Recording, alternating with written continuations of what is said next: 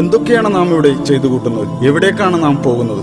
ഉറക്കത്തിൽ നിന്ന് എഴുന്നേറ്റാൽ ഓരോരോ ലക്ഷ്യങ്ങളിലേക്ക് നാം പോകുന്നു. എന്തിനു വേണ്ടി എന്നൊന്നും ഒരിക്കൽ പോലും നമ്മുടെ മനസ്സിൽ ചോദ്യങ്ങൾ ഉയരുന്നില്ല. ചണ്ടിയെപ്പോലെ ഒഴുക്കിനൊത്ത് പോയിക്കൊണ്ടിരിക്കുകയാണ്. പണം പണം, അതിനു വേണ്ടിയാണ് നമ്മുടെ ഈ നെട്ടോട്ടം. കിട്ടിയ പൈസയിൽ നിന്ന് അല്പം പോലും നഷ്ടപ്പെടാതിരിക്കാൻ എന്തുമാത്രം ജാഗ്രതയാണ് നമുക്ക്. ചാനലുകളിലും മറ്റും കാണുന്ന പാട്ടും ഫാഷനും ഒക്കെയാണ് നമ്മുടെ ഇഷ്ടങ്ങൾ. ഇതാണോ ഈ ലോകത്ത് നമുക്ക് ചെയ്യാനുള്ളത്? ഇങ്ങനെയാണോ ജീവിതം മുന്നോട്ട് പോകേണ്ടത്? ടെൻഷനും സമ്മർദ്ദവും കൂടുന്നത് മദ്യം കുടിച്ചാൽ ഇല്ലാതാകുമെന്നാണ് ആളുകളുടെ ധാരണ. ചിലരാകട്ടെ എപ്പോഴും പാട്ട് കേട്ട് ആസ്വദിച്ചുകൊണ്ടിരിക്കുന്നു. മദ്യവും മയക്കുമരുന്നും സെക്സും റോക്കും ജീവിതത്തിന് ആനന്ദലഹരി നൽകുമെന്നാണ് പലരും വിചാരിക്കുന്നത്. ഇതാണോ ജീവിതം? ചില കാര്യങ്ങൾ നാം അറിയേണ്ടതുണ്ട്. അല്ല, നമ്മുടെ ആയുസ് അനന്തമായി നീട്ടിക്കിട്ടാൻ എന്തെങ്കിലും വഴി കണ്ടെത്തിയിട്ടുണ്ടോ? അറിയാമോ, നാം മരിക്കുമ്പോൾ പാടുപെട്ട് സമ്പാദിച്ചുണ്ടാക്കിയ വീടും സ്വത്തും മറ്റുള്ളവരല്ലേ സ്വന്തമാക്കി ആസ്വദിക്കുന്നത്? കുഴിമാടത്തിൽ അടക്കം ചെയ്യപ്പെടും മുമ്പ് ചില സംഗതികൾ അറിഞ്ഞിരിക്കുന്നത് നല്ലതാണ്. മരണമെത്തിയാൽ ഇതുവരെ ചെയ്തു കൂട്ടിയ തെമ്മാടിത്തരങ്ങളും കുറ്റങ്ങളും തിരുത്തി നല്ല മനുഷ്യനായി ജീവിക്കാമെന്ന ആഗ്രഹം നടക്കില്ലെന്നറിഞ്ഞോളൂ. ഇത് ജീവിതത്തിലെ നിർണായക ചോദ്യമാണ്. ഇതിന് ഇവിടെ നിന്ന് ഇപ്പോൾ തന്നെ ഉത്തരം കണ്ടെത്താനുള്ള ശ്രമമാണ്. എന്താണ് നാം ഇവിടെ ചെയ്തുകൊണ്ടിരിക്കുന്നത്? ജീവിതത്തിന്റെ ലക്ഷ്യം എന്താണ്? ഇവിടെ എങ്ങനെയാണ് നാം എത്തിച്ചേർന്നത്? ഇത്ര പെർഫെക്റ്റായി നമ്മെ സൃഷ്ടിച്ചതാരാണ്? മരിച്ചു കഴിഞ്ഞാൽ ഈ ശരീരത്തിന് എന്താണ് സംഭവിക്കുന്നത്? ഈ ലോകത്ത് തന്നെ മറ്റൊരു ജീവിതം കൂടി സാധ്യമാകും? ഈ ചോദ്യങ്ങൾക്കൊന്നും നമുക്ക് മറുപടിയില്ല. കാരണം ഇതിന്റെ ഉത്തരം അന്വേഷിച്ച് തല ഉണ്ടാക്കേണ്ട കാര്യമില്ലെന്നാണ് നമ്മുടെ വിചാരം. പ്രകൃതിയിൽ ഇങ്ങനെ ഓരോന്നും ഉണ്ടാകുന്നു, അതുപോലെ നമ്മളും. ഇതെല്ലാം സ്വാഭാവികമല്ലേ? ഇങ്ങനെയൊക്കെയാണ് നിങ്ങൾ കരുതുന്നതെങ്കിൽ ഞാൻ ചോദിച്ചോട്ടെ, താങ്കൾ തനിയെ ഉണ്ടായതാണ്? അതല്ല യാതൊരുവിധ ന്യൂനതകളുമില്ലാതെ മറ്റെവിടെയും കാണാത്ത വിധം പരിപൂർണമായ ഘടനയിൽ നിങ്ങളെ സൃഷ്ടിച്ചതിനു പിന്നിൽ ഒരു അഭൗതിക ശക്തിയുണ്ടോ? അറിയാമോ, ഏറ്റവും ഉന്നതമായ നിർമ്മാണ കലയുടെ ജീവരൂപമാണ് താങ്കൾ. മനുഷ്യ സൃഷ്ടിപ്പിലുള്ള സവിശേഷമായ ബുദ്ധി വൈഭവം തന്നെ മതി അത് മനസ്സിലാക്കാൻ. നോക്കൂ, മനുഷ്യന്റെ കണ്ണിനകത്തുള്ള ടെക്നോളജിയോട് തുലനം ചെയ്യാൻ കഴിയുന്ന ക്യാമറ ഈ ലോകത്തില്ല. തലച്ചോറിനോളം പോകുന്ന ഒരു കമ്പ്യൂട്ടറും ഈ ഭൂമുഖത്തില്ല. ഇത്രയും തികവാർന്ന അവയവങ്ങളുണ്ടായിട്ടും ലോകത്തുള്ള മനുഷ്യർ ഒന്നിച്ച് പരിശ്രമിച്ചിട്ട് നിസ്സാരമായ ഈച്ചയെങ്കിലും സൃഷ്ടിക്കാനായോ? നാം ഒന്നുമില്ലായ്മയിൽ നിന്ന് സൃഷ്ടിക്കപ്പെട്ടവരല്ല എന്ന് നമ്മെ ബോധ്യപ്പെടുത്തുന്ന എത്രയെത്ര സംഗതികളാണ് നമുക്ക് മുന്നിലുള്ളത്. എന്നിട്ട് അതെല്ലാം യാതൊരു കൂസലുമില്ലാതെ നിഷേധിച്ചു തള്ളുകയാണ് നാം. 0+0=1 എന്ന് നമുക്ക് ഒരിക്കലും ഉത്തരം കിട്ടുകയില്ല. 0+0=0 എന്നേ ഉത്തരം ലഭിക്കൂ. 1 എന്ന ഉത്തരം ലഭിക്കില്ല. അപ്പോ പിന്നെ പ്രപഞ്ചത്തിലെ ഈ ആസൂത്രണ മികവിന്റെ പ്രകടഭാവങ്ങൾ എവിടെ നിന്നു വന്നു? എല്ലാ വസ്തുക്കൾക്കും അതിന്റെ ഒരു ഉത്ഭവസ്ഥാനമുണ്ട്. അതിന്റെ എല്ലാം പിന്നിൽ ഒരു ശില്പിയുണ്ട്. ഇപ്പോൾ താങ്കൾ കണ്ടുകൊണ്ടിരിക്കുന്ന ഈ വീഡിയോ പോലും ഒരാൾ യൂട്യൂബിൽ അപ്ലോഡ് ചെയ്തത് കൊണ്ടാണല്ലോ താങ്കൾ കാണുന്നത്. ഈ ലോകത്തിന്റെ ഉത്ഭവം മഹാവിസ്ഫോടനത്തിലൂടെയായിരുന്നുവെന്ന് താങ്കൾക്ക് വിശ്വസിക്കാം. എന്നാൽ ഈ മഹാവിസ്ഫോടനത്തിന് പിന്നിലെ കാരണക്കാരനായ ഒരു ശക്തി ഉണ്ടെന്ന് ഞാൻ വിശ്വസിക്കുന്നു. അതാണ് അള്ളാഹു, എല്ലാറ്റിനെയും സൃഷ്ടിച്ചവൻ, എല്ലാ ജീവജാലങ്ങളുടെയും സ്രഷ്ടാവ്, ഏകൻ, എന്നെന്നും ജീവിക്കുന്നവൻ, എല്ലാറ്റിനും കഴിവുള്ളവൻ, അജയ്യൻ. താൻ സൃഷ്ടിച്ച ഏതെങ്കിലും വസ്തുക്കളെ പോലെയോ ജീവികളെ പോലെയോ അല്ല അവൻ. അവന്റെ രൂപത്തെയോ ഭാവത്തെയോ നമുക്ക് സങ്കല്പിക്കാനേ കഴിയില്ല. അല്ല, അവൻ ഒരു മനുഷ്യനെ പോലെയുമല്ല, അവനൊരു പങ്കാളിയുമില്ല. അവൻ ഏകനാണ്. അവൻ നമ്മെ ഇങ്ങോട്ട് കയറൂരി വിട്ടിരിക്കുകയല്ല.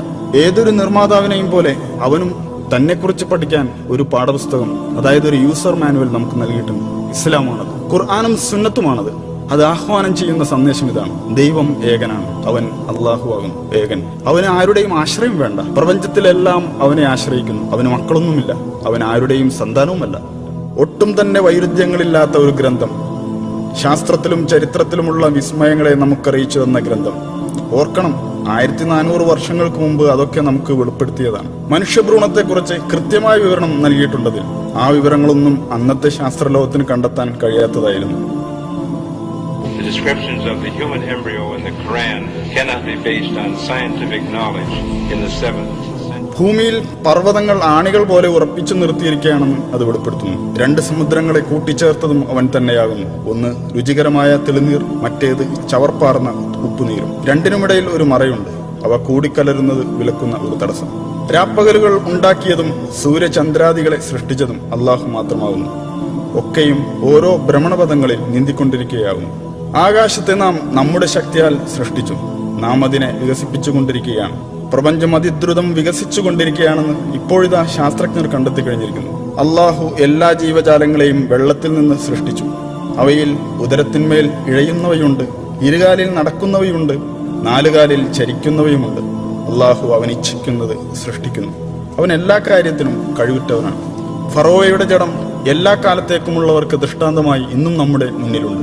ഇന്നും നിന്റെ ജഡം മാത്രം നാം രക്ഷപ്പെടുത്തും, പിൻതലമുറകൾക്ക് ഒരു ദൃഷ്ടാന്തമാകേണ്ടതിന്.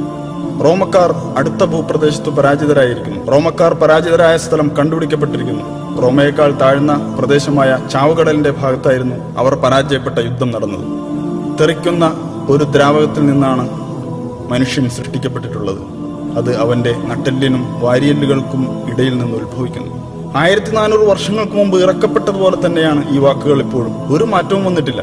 നിങ്ങൾ പറയൂ, ഇതെല്ലാം പ്രവാചകൻ മുഹമ്മദ് എങ്ങനെ അറിഞ്ഞു? 1400 വർഷങ്ങൾക്ക് മുമ്പ് ഇതെല്ലാം എങ്ങനെയാണ് ആ മനുഷ്യൻ അറിഞ്ഞത്? എഴുത്തും വായനയും അറിയാത്ത മനുഷ്യനായിരുന്നല്ലോ മുഹമ്മദ്. എന്നാൽ അദ്ദേഹത്തിന്റെ അടുക്കൽ ദൈവത്തിങ്കിൽ നിന്നുള്ള മാലാഖ സത്യസന്ദേശവും കൊണ്ട് ചെന്നിരുന്നു. ഇതൊക്കെ പക്ഷേ അധികം ആളുകളും തള്ളിക്കളയുകയാണ്. ഞാനൊന്ന് ചോദിക്കട്ടെ, എങ്കിൽ അതിനേക്കാൾ നല്ലൊരു വെളിപാട് പകരം കൊണ്ടുവരാമോ? പക്ഷെ അത് താങ്കൾക്കൊരിക്കലും കഴിയില്ല. നിങ്ങൾ അള്ളാഹുവിനെ അവന്റെ ദൂതനെയും പരിഹസിക്കുകയും നിഷേധിക്കുകയും ചെയ്യുകയാണോ? മുഹമ്മദിന് എഴുത്തും വായനയും അറിയില്ലല്ലോ, പിന്നെ എങ്ങനെയാണ് ആ മനുഷ്യന് ഒരു ദീൻ തന്നെ സ്ഥാപിക്കാൻ കഴിയുക എന്നാണ് അവർ ചോദിക്കുന്നത്. മുൻകാല വേദഗ്രന്ഥങ്ങളെയും ദിവ്യ വെളിപാടുകളെയും നിങ്ങൾ അവഗണിക്കുന്നു. പിന്നെ ഈ ലോകത്ത് നാം നമ്മുടെ ഇഷ്ടത്തിനൊത്ത് ജീവിക്കുക, നമ്മുടെ വികാരങ്ങൾ പൂർത്തീകരിക്കുക, ഇത് തന്നെ ജീവിതം. ഇവിടെ തന്നെ ജീവിച്ച് ഇവിടെ തന്നെ മരിക്കും. കുഴിമാടത്തിൽ എല്ലൊക്കെ നുരുമ്പി ദ്രവിച്ച് മണ്ണായ ശേഷം രണ്ടാമതും ജീവിക്കുമെന്നോ? എന്തൊക്കെ വിഡ്ഢിത്തമാണ് ഈ പറയുന്നത്? കാണുന്ന ഈ ഒരു ജീവിതം മാത്രമേ ഉള്ളൂ. എന്നാൽ താങ്കൾ ഓർക്കണം, കടുത്ത വേനലിൽ കരിഞ്ഞുണങ്ങുന്ന ചെടികൾ തൊട്ടടുത്ത മഴയോടെ രണ്ടാമതും ജന്മം കൊള്ളുന്നില്ലേ? അള്ളാഹു ഇക്കാര്യം ഉറപ്പിച്ചു പറയുന്നുണ്ട്. അവൻ നമ്മോടും ഇത് തന്നെയാണ് ചെയ്യാൻ പോകുന്നത്. മരിച്ചു മണ്ണായ ശേഷം വീണ്ടും നമ്മിൽ ആത്മാവിനെ സന്നിവേശിപ്പിക്കും. നിങ്ങൾ അള്ളാഹുവിനെ നിഷേധിക്കുന്നത് എങ്ങനെ? നിർജീവരായിരുന്ന നിങ്ങൾക്കവൻ ജീവൻ തന്നു. പിന്നീട് അവൻ തന്നെ നിങ്ങളെ മരിപ്പിക്കുകയും പിന്നെയും ജീവിപ്പിക്കുകയും ചെയ്യുന്നു. അനന്തരം അവങ്കലേക്കു തന്നെ നിങ്ങൾ തിരിച്ചയക്കപ്പെടുന്നതുമാവുന്നു. നാം ആകട്ടെ അവന്റെ വിരൽക്കൊടികൾ വരെ കൃത്യമായി നിർമ്മിക്കാൻ കഴിവുള്ളവനല്ലോ. നമ്മെ തൊട്ടടുത്തിരുന്ന് നിരീക്ഷിച്ചു കൊണ്ടിരിക്കുന്നവനാണ് അള്ളാഹു. തീർച്ചയായും നാം പരീക്ഷിക്കപ്പെടും. അല്ല, നാം പരീക്ഷണത്തിൽ അകപ്പെട്ടിരിക്കുകയല്ലേ? നമ്മുടെ ധനവും ആരോഗ്യവും ശരീരവും എല്ലാം അള്ളാഹുവിന്റെ അനുഗ്രഹമാണ്. നാം പിന്നീട് പുനർജീവിപ്പിക്കപ്പെടുമെന്നാണ് ഇതെല്ലാം സൂചിപ്പിക്കുന്നത്. നാം ഈ ലോകത്ത് ചെയ്തു കൂട്ടിയ എല്ലാ പ്രവൃത്തികളും ഒന്നൊന്നായി അള്ളാഹുവിന്റെ മുമ്പിൽ വിചാരണയ്ക്ക് വിധേയമാകും. നാളെ അള്ളാഹുവിന്റെ കോടതിയിൽ നമ്മുടെ കർമ്മപുസ്തകങ്ങൾ വായിക്കാൻ നമ്മോട് പറയും. നീ വായിക്കൂ, വായിച്ചോളൂ എന്നിങ്ങനെ കൽപ്പനയുണ്ടാകും. ചെറുതും വലുതുമായ നല്ലതും ചീത്തയുമായ എല്ലാ കാര്യങ്ങളും അതിലുണ്ടാകും. പുനരുത്ഥാന നാളിൽ നാം അവനു വേണ്ടി ഒരു രേഖ പുറപ്പെടുവിക്കും. അത് ഒരു തുറന്ന പുസ്തകം പോലെ അവൻ കാണും. വായിക്കൂ നിന്റെ ഈ കർമ്മരേഖ. ഇന്നു നിന്റെ കണക്ക് നോക്കുന്നതിന് നീ തന്നെ മതി. നമ്മളൊന്നും രണ്ടാമത് പുനർജീവിപ്പിക്കപ്പെടില്ലെന്നേ എന്ന് പറഞ്ഞവർ ഇന്ന് തന്നോട് സംസാരിക്കേണ്ടെന്ന് അള്ളാഹു പറയും. എന്നെ അറിയാനും പഠിക്കാനുമായി ഒരായുഷ്കാലം മുഴുവൻ നിനക്ക് ഞാൻ തന്നതല്ലേ? പക്ഷേ അന്ന് നീ വ്യർത്ഥമായ നശ്വരമായ കാര്യങ്ങൾക്ക് പിന്നാലെ കൂടി അവസരം തുലച്ചു കളഞ്ഞതല്ലേ? അതുകൊണ്ട് നീ ചെയ്തത് നീ തന്നെ അങ്ങ് വായിച്ചോ. അന്നാളിൽ സത്യം അംഗീകരിച്ച് ജീവിച്ചവരെ അള്ളാഹു സന്തോഷ വാർത്ത അറിയിക്കും. എന്നാൽ നീ വിശ്വസിച്ചില്ലെങ്കിൽ നീ നിന്റെ പ്രവർത്തനങ്ങളുടെ റെക്കോർഡ് വായിച്ചോളൂ. അതുകൊണ്ട് ആ നാളിനെ യാഥാർത്ഥ്യം മനസ്സിലാക്കാനുള്ള അവസരമായി തെറ്റിദ്ധരിക്കരുതേ. താങ്കൾ വായിക്കൂ താങ്കളുടെ കർമ്മപുസ്തകം.